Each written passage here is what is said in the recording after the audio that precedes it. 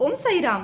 Welcome to Sai Samarpan channel. मैं हूं आपके साथ में विन्नी और आज मैं आपसे बात करने आई हूं कि जो हमारे पास है वो पर्याप्त है, लेकिन हमारे साथ अक्सर क्या होता है, जो हमारे पास होता है ना उससे हम कभी भी सेटिस्फाइड कभी भी नहीं होते और हमारी ना एक लंबी लिस्ट होती है विशेस की जो हम बाबा के आगे हमेशा रखते हैं। एक विश पूरी होती है, फिर दूसरी दूसरी विश पूरी होती है, फिर तीसरी। हम कभी भी सेटिस्फाइड नहीं होते कि हमारे पास ये चीज़ है और हम इस चीज़ से खुश हैं।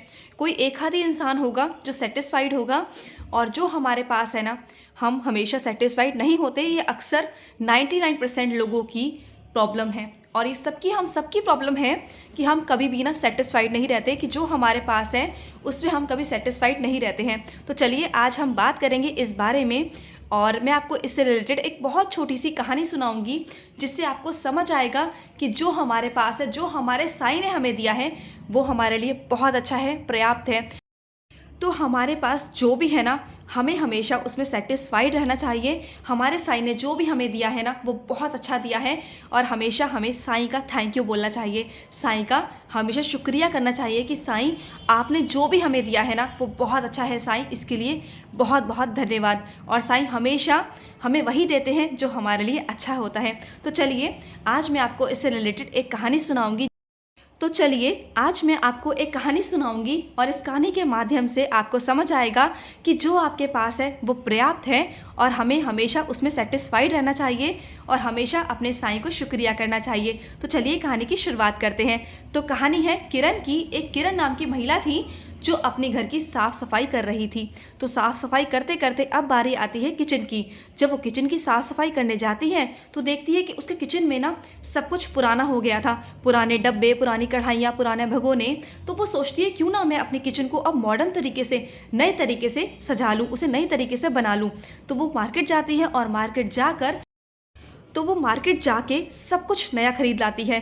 नए पतीले, नए भगोने, नई कढ़ाइयाँ, नए चम्मच, सब कुछ एक एक चीज़ वो किचन की नई नई ले आती है। एक भी चीज़ वो पुरानी नहीं रखती है और लाकर किचन को बहुत सुंदर तरीके से, एक मॉडल तरीके से सजा देती है सब कुछ। और जितना भी पुराना सामान होता है ना किचन का वो सब निकाल कर ना आंगन में रख देती है, एक कोने में रख देती है कि भंगार वाला आएगा और इसे ले जाएगा। और जब किचन को देखती है तो किचन को देख के कहती है वाह, मेरी किचन कितनी पॉश लग रही, कितनी सुंदर लग रही है और मन में तृप्ति होती है उसके। थोड़ी देर बाद क्या होता है कि उसकी काम वाली आती है। काम वाली का नाम था शांति। और जैसे ही वो आती है उसकी नज़र पड़ती है वो पुराने बर्तनों पर जो साइड में रखे हुए थे और साइड में रखे हुए बर्तन देख कर कहती है मैडम जी कि मुझे आज इतने सारे बर्तन धोने पड़ेंगे। तो एकदम से वो घबरा जाती है कि अरे मुझे इतने सारे बर्तन धोने पड़ेंगे, वो डर जाती है। तो उसकी मैडम जो होती है वो कहती है अरे नहीं, ये सब धोने नहीं हैं, ये सब तो निकालने हैं, ये सब भंगार में देने हैं और मुझे इसमें से कुछ भी नहीं रखना, ये सब मैं भंगार में दूंगी और मैंने सब कुछ अपने किचन जो है वो नई तरह से सेट कर ली है, तो मैं अब इसमें से कुछ भी नहीं रखूंगी। तो जो काम वाली होती है उसकी आंखों में चमक आ जाती है कि अरे वाह, मुझे तो अब ये बर्तन धोने भी नहीं पड़ेंगे और शायद कुछ मिलने के चांसेस हैं। तो बहुत प्यार से कहती है मैडम जी मुझे इसमें से एक भगोना मिल जाएगा क्या, क्योंकि मेरा जो पतीला है, जो मेरा भगोना है, उसका नीचे का तला जो है वो बेकार हो चुका है और वो टूट चुका है। तो क्या मुझे इसमें से एक नया भगोना मिल सकता है, इसके जो आपके पास जो पुराने बर्तन हैं इसमें से मुझे एक भगोना मिल सकता है। तो वो कहती है अरे एक भगोना क्या, तुम सारे बर्तन ही अपने घर ले जाओ। तो वो खुश कि मुझे इतने सारे बर्तन मिल गए और वो फुर्ती फुर्ती में सारा घर का जो काम था वो फटाफट करती है और करके अपना सारा सामान जो थैले में भर के, सारे बर्तन भर के और अपने घर की तरफ चलती है। तो घर की तरफ फटाफट जाके और आराम भी नहीं करती और अपने जो उसका कमरा था, एक छोटा सा कमरा, उसमें छोटी सी किचन थी, उसमें सारे जो बर्तन थे, जो काम वाले के जितने भी बर्तन थे वो सब निकाल कर बाहर रख देती है और जो थैले में भरकर जो बर्तन लाई होती है वो सब अपने कमरे में सजा देती है और बहुत सुंदर से सजा के ना फिर अपने कमरे को देख के कहती है वाह, मेरी किचन कितनी पॉश लग रही, कितनी सुंदर लग रही है और मन में उसकी भी तृप्ति होती है।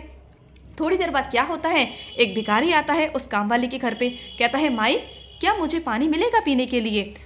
तो जो शांति थी, जो काम वाली थी, वो क्या करती है, जो उसका टूटा हुआ पतीला था, जिसका तला ही टूटा हुआ था, तो जो पैंदा था वो टूटा हुआ था, वो क्या करती है उसी में पानी भरकर ले आती है उस भिखारी के लिए। तो उस भिखारी से कहती है लो पानी पी लो।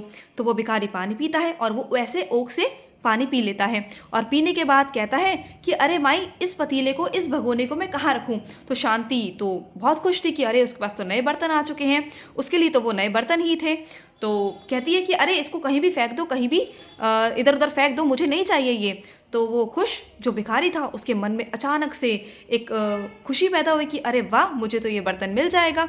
तो कहता है अरे माई, अगर आपको फेंकना है तो क्या ये बर्तन मैं ले लूँ, ये पतीला मैं ले लूँ? तो वो कहती है अरे पतीला क्या, ये जितने भी बर्तन रखे हुए हैं ये सब आप ले लो, क्योंकि मुझे इसकी सबकी ज़रूरत नहीं है, अब आप ले जाओ।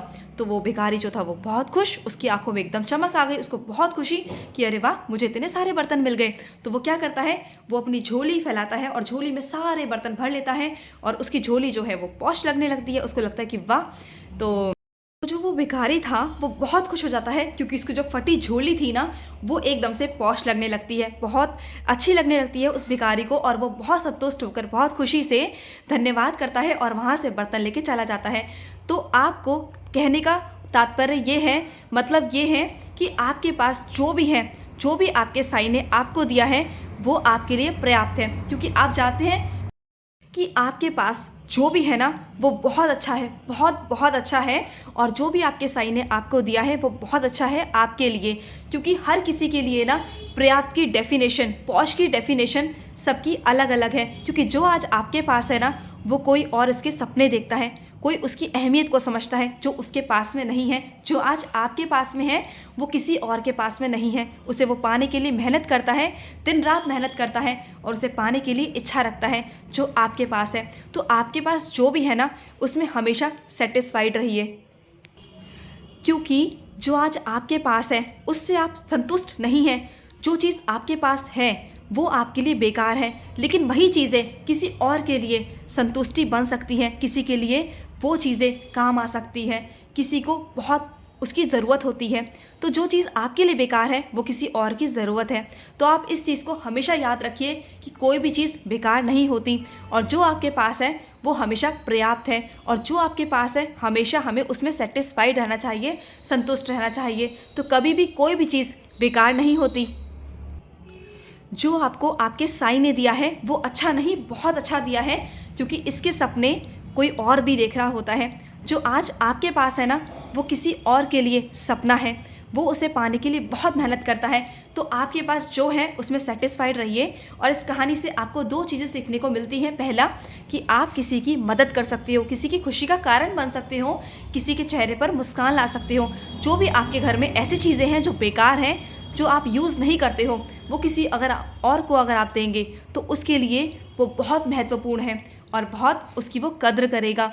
और दूसरा कि आपकी ज़िंदगी में जो पॉश की डेफिनेशन है ना उसको अलग रखिए, क्योंकि हर किसी की लाइफ में पॉश की डेफिनेशन अलग अलग है।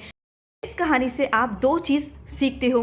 पहला कि आप किसी के चेहरे पर मुस्कान ला सकते हो, किसी की खुशी का कारण बन सकते हो। आपके घर में बहुत सारी चीज़ें ऐसी होंगी, कपड़े, चप्पल या बहुत सारी चीज़ें ऐसी होंगी जो आप उसे यूज़ नहीं करते हो, वो आपके लिए एक भंगार है, एक वेस्ट है। और आप किसी को अगर दोगे तो वो उसका यूज़ कर सकता है, वो उसके लिए यूज़फुल हो सकती है। तो आप ऐसा करके किसी की मदद कर सकते हो, किसी के चेहरे पर मुस्कान ला सकते हो। जो चीज़ आपके लिए वेस्ट है, जो चीज़ आपके लिए बेकार है, वो किसी के लिए काम की हो सकती है।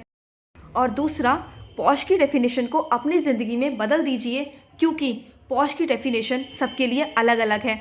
और पॉश की डेफिनेशन में कुछ एडिट करो, कुछ कम करो, जिससे आप खुश रहोगे। जो आपके पास है उसमें आप सेटिस्फाइड रहोगे, जो आपके पास है वो पर्याप्त है।